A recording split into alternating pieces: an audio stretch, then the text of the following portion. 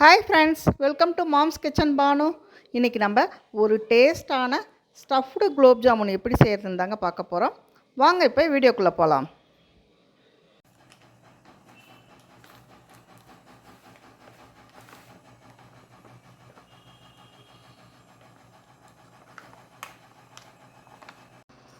ஒரு packet MTR gulab jamun mix போட்டாச்சு. அதில் வந்து ஒரு ஸ்பூன் நெய் ஊற்றிக்கிட்டோம். இந்த நெய் ஊற்றிக்கும் போது நல்லா மணமாக இருக்கும். பாருங்கள், ஒரு ஸ்பூனுக்கு மேலேயே நான் நெய் ஊற்றிக்கிட்டேன். இப்போ பால் ஊற்றி நம்ம கொஞ்சம் கொஞ்சமாக பிசையணும்.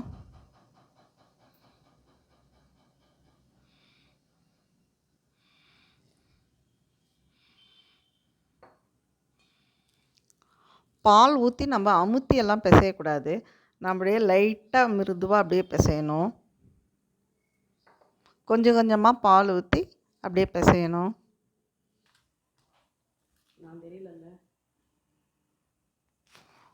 மாவு ரொம்ப கெட்டியாக பிசையக்கூடாதுங்க. இந்த அளவுக்கு ஒட்டுற அளவுக்கு தான் நம்ம மாவு லூஸாக பிசையணும். அப்போ தான் நல்லா வரும், வெடிப்புகள் இல்லாத குலோப் ஜாமுன் வரும். இந்த ஸ்டஃப்டு குலோப் ஜாமுன் செய்ய கொஞ்சம் பாதாம் பருப்பு, முந்திரி பருப்பு, வால்நட்ஸ், பேரிச்சம்பழம் எடுத்துருக்கங்க. இந்த பேரிச்சம்பழத்தை பொடியாக கட் பண்ணிக்கலாம். இதையெல்லாம் பவுடர் பண்ணிக்கலாங்க. நட்ஸை இந்த மாதிரி பவுடர் மாதிரி அரைக்கக்கூடாது. இந்த மாதிரி கொரன்னு கொஞ்சம் ஒன்றா ரெண்டாக அரைக்கணும். அப்போ தான் நல்லாயிருக்கும் ஸ்டஃப் வைக்கிறதுக்கு. பாருங்கள், நட்ஸு எல்லாம் இந்த மாதிரி சின்ன சின்ன பாலாக பிடிச்சி வச்சுக்கலாம்.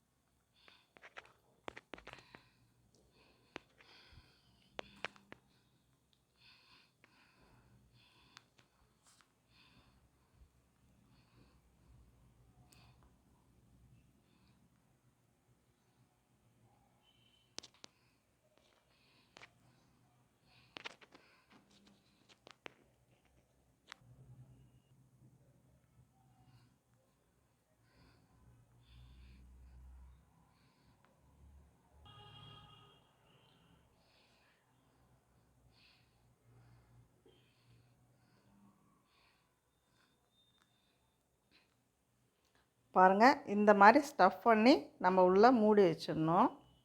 பாருங்கள், அப்புறமா நல்லா இப்படி பால் மாதிரி உருட்டிக்கணும்.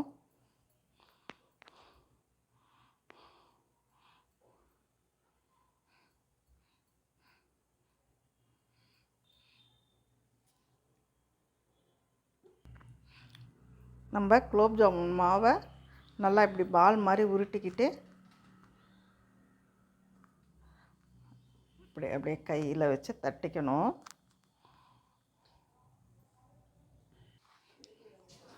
பாருங்கள், குலோப் ஜாமுன் மாவை வந்து நம்ம இந்த மாதிரி நைஸாக தட்டிக்கணும்.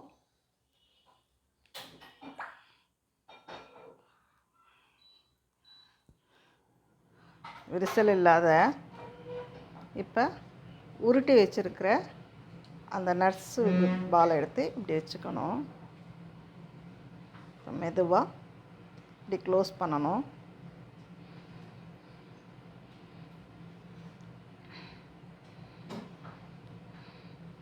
குழந்தைங்களுக்கெல்லாம் உடம்புக்கு ரொம்ப நல்லது இது.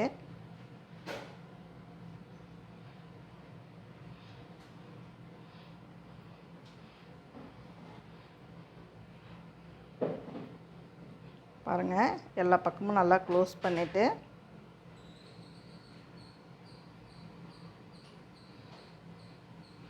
நல்லா உருட்டிக்கணும்.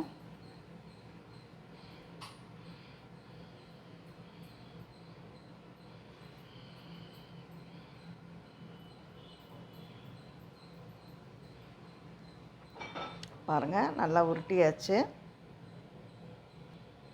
இதே மாதிரியே எல்லாத்தையும் செஞ்சுக்கலாம். எல்லா பாலையும் உருட்டிக்கலாம்.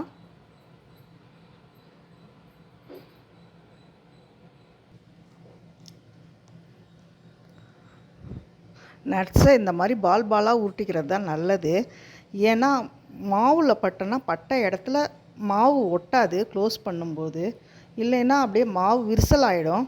அதனால் பெரும்பாலும் நட்ஸை இந்த மாதிரி பால் பாலாக உருட்டிக்கிறது தான் நல்லது. நம்ம இப்போ எண்ணெயை காய வச்சுக்கலாங்க குலோப் ஜாமுனை வறுத்து எடுத்துக்கிறதுக்கு. இந்த எண்ணெயில் நம்ம ஒரு 2 ஸ்பூன் நெய் ஊற்றிக்கலாம். ஏன்னா நெய்யிலேயே வறுத்து எடுத்த மாதிரி ஒரு மணம் வரும். அதுக்காக ஒரு 2 ஸ்பூன் அளவுக்கு நெய் ஊற்றிக்கலாம். 1 கிளாஸ் தண்ணிக்கு 1 கிளாஸ் சர்க்கரை போடணுங்க. நான் 2 கிளாஸ் தண்ணி ஊற்றிருக்கேன். 2 கிளாஸ் வந்து சுகர் போட்டுக்கலாம். பாருங்கள், சுகர் போடுறேன் நான். பாருங்கள், 2 கிளாஸ் தண்ணி ஊற்றிருக்கேன். நான் 2 கிளாஸ் வந்து சர்க்கரை போடுறேன் நான்.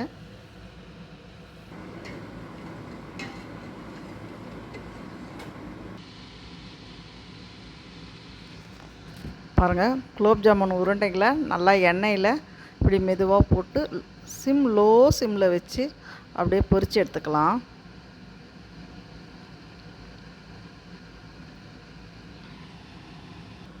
பாருங்கள், சிரப்பில் கலருக்காக ஒரு கொஞ்சம் குங்குமப்பூ போட்டுக்கலாம்.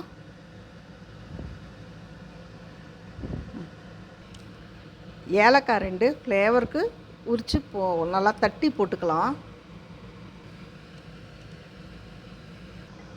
இந்த சர்க்கரை பாகை வந்து ஒரு 10லேருந்து 15 நிமிஷம் வரைக்கும் கொதிக்க வைக்கணுங்க. நம்ம பாகு பதமெல்லாம் வரணும்னு இல்லை, ஆனால் நல்லா கொதிக்க வைக்கணும்.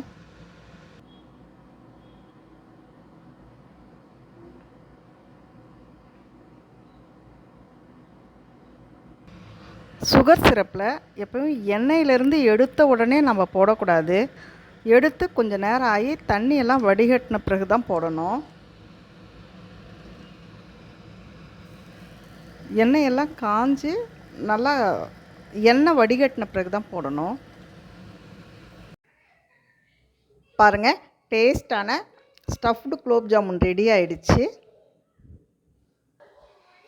உள்ளே ஸ்டஃப் பண்ணியிருக்கிறது பாருங்கள், எவ்வளோ நல்லா ஊறி நல்லா க்ரீமியாக நல்லா டேஸ்ட்டாக இருக்குன்னு பாருங்கள்.